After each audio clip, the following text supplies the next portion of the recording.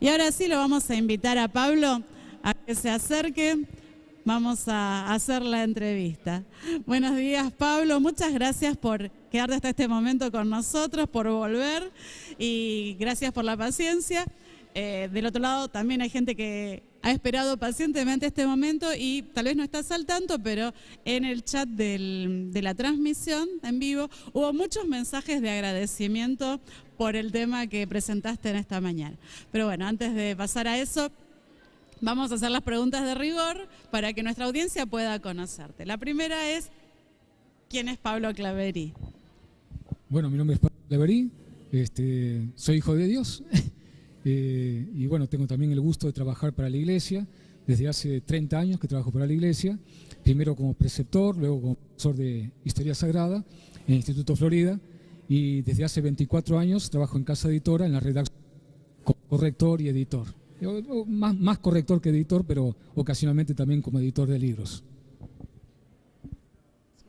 Bueno, tengo 3 hijas, tengo 2 mellizas de 20 años, Celeste y Natalie, y otra más chiquita que la semana que viene cumple 19, se llama Daniela, las 3 estudiando, una estudia psicología, otra enfermería, otra arquitectura, así que bueno, estamos muy ocupados entre el trabajo y la familia, haciendo lo mejor posible, ¿no?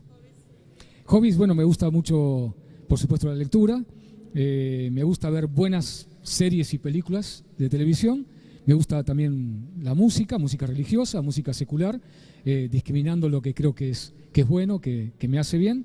Creo que esos son mis hobbies, básicamente, sí. Bueno, yo estudié teología en lo que hoy es la Universidad Adventista del Plata, en aquel entonces era Colegio Adventista del Plata, me gradué el año 1990, así que hace ya 32 años. Estudié la carrera de teología y posteriormente estudié la carrera de counseling o consultoría psicológica. Una tecnicatura que tiene bastante que ver con la psicología y una tarea bastante afín a la que hacen los psicólogos. No ejerzo. Segunda pregunta, Pablo. ¿Cómo conociste a Jesús? Bueno, en casa mi madre era muy religiosa, católica, y desde chicos Jesús fue un personaje central en la familia y muy querido, pero bueno, mi madre tenía ciertas dudas o discrepancias con respecto a la iglesia a la cual pertenecía y empezó todo un derrotero de una búsqueda espiritual por distintas iglesias evangélicas, la Iglesia Nueva Apostólica, pentecostales. Incluso en su búsqueda espiritual también incursionó un poquito en la lectura de libros que hoy llamamos de la nueva era. Estoy hablando de la década del 60, donde todavía no era muy conocido el fenómeno. Leía unos libros de un tal Lobsang Rampa, del Tercer Ojo, así que incursionó un poquito en el pensamiento oriental e incluso tenía un amigo de la familia que era espiritista. Así que ella, digamos que en esa búsqueda espiritual deambuló por algunos lugares un poquito peligrosos, espiritualmente hablando, hasta que un poquito, no digo cansada, pero tratando de agotar posibilidades de búsqueda, se enteró de que una compañera de trabajo asistía a la iglesia, a determinada iglesia cristiana. Entonces le dijo, bueno, por favor que venga un pastor a casa, ¿no? Y dijo, no, yo no soy de tal iglesia, sino que soy adventista. Entonces vino un pastor Miguel Ángel Álvarez, ya fallecido hace bastante, que era el pastor de la iglesia de Palermo, estoy hablando del año 72, y entonces el pastor Álvarez vino a casa y en aquel entonces usaban unos proyectores de diapositivas que se pasaban de a una de las diapositivas y usando una pared de casa como pantalla nos dio los estudios bíblicos y lo que sentíamos, yo siempre digo esto lo mismo cuando doy mi testimonio, es que sentíamos como que un fanal de luz entraba en casa, ¿no? Después de tanta confusión, de tantas tinieblas, por así decirlo, sentíamos que un fanal de luz entraba en casa y cada vez que se iba el pastor pareciera que quedaba iluminada la casa, ¿no? Así que bueno, tomamos estudios bíblicos y en el año 73 nos bautizó el pastor siguiente, que fue el pastor Sciuffardi, Orlando Sciuffardi, nos bautizó en la iglesia de Palermo y bueno, desde ahí estamos aquí, ¿no? Pero entre los 14 y los 18 años estuve fuera de la iglesia, por negligencia, cosas de adolescente, ¿no? Pero en ese periodo se empezaron a despertar muchas inquietudes existenciales, ¿no? ¿Para qué estoy en el mundo? cuál es el sentido de la existencia, qué es lo realmente importante en la vida. Y entonces me pasaron el libro Deseado de todas las gentes, que habla sobre la vida de Cristo, y aunque yo no iba a la iglesia, me pasaba las tardes enteras del sábado leyendo el libro Deseado de todas las gentes, y bueno, me impactó el amor de Jesús, la sabiduría de Jesús, la personalidad de Jesús, y dije, bueno, esto es lo que yo quiero. Acá está la respuesta a mis inquietudes, ¿no? Así que bueno, al año siguiente volví a la iglesia, año 78, y bueno, desde ahí estamos acá, ¿no es cierto? ¿Y cómo es que elegiste estudiar teología? Bueno, justamente en ese periodo de mi reconversión se conjugaron la lectura de este libro, donde yo me sentí iluminado y deslumbrado por el amor de Jesús, la personalidad de Jesús, y justo en esa época empezó a venir a casa otro pastor de la iglesia, que sucedió al anterior, que era un hombre que en su personalidad, en su trato, me demostraba todo lo que yo leía de Jesús en el Deseado de toda la gente, ¿no? Y además un hombre de una increíble sabiduría y conocimiento, el pastor Isaías Gurrón, el papá de Ingrid, miembro de esta iglesia, ¿no? Un hombre de una espiritualidad increíble, de una profundidad de pensamiento increíble, de un conocimiento enciclopédico avasallante. Y yo decía, a ver, esta bendición que este pastor y los anteriores, ¿no? Y los que sucedieron, esta bendición que traía a mi casa, yo digo, a eso me quiero dedicar, a hacer bendición para los demás, a poder llevar esa bendición a otros. Y entonces ahí se despertó la vocación de estudiar teología y de ser pastor. Y bueno, no soy pastor, pero estudié teología y bueno, colaboro en la iglesia, en la misión, desde el lugar que tengo, ¿no? Así que esa fue la razón por la cual estudié teología. El tema de esta mañana, Pablo, que ha despertado tanto apoyo, tanta simpatía, tan lindos... Polémicas, seguramente polémica también. ¿Querés contarnos un poquito más? Sí, bueno, como lo dije de alguna manera en el sermón, tengo este peso en el corazón de charlar con muchos hermanos de la iglesia, y lo he visto en mi propia experiencia, de muchos hermanos que viven, uso esta figura de la espada de Damocles, ¿no? Conocen en la mitología griega a una persona que estaba condenada en una espada que pendía sobre su cabeza de un hilo, que en cualquier momento el hilo se cortaba y le partía la cabeza en dos.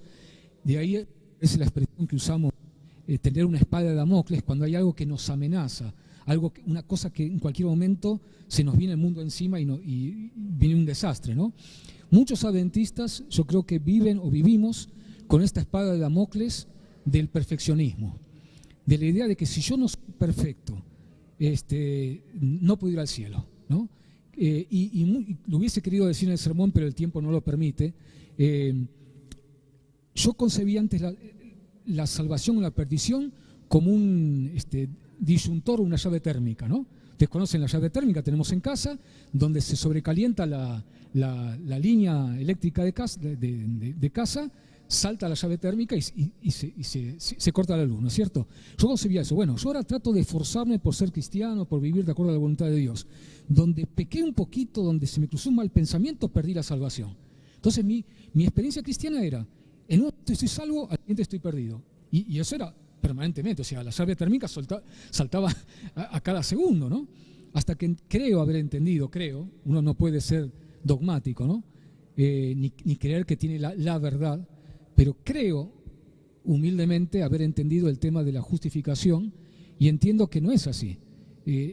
Nuestra relación con Dios no es como una llave térmica que se apaga y se enciende apenas comete un pecado, no es así, sino que el texto decía, siendo justificados gratuitamente por su gracia mediante la redención que es en Cristo Jesús.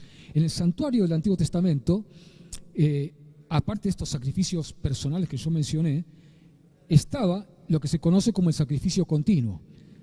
Al empezar el día, al atardecer, el sacerdote sacrificaba un animalito, ese animalito, su cadáver, ese holocausto, estaba ardiendo hasta la mañana siguiente, donde se realizaba el sacrificio matutino.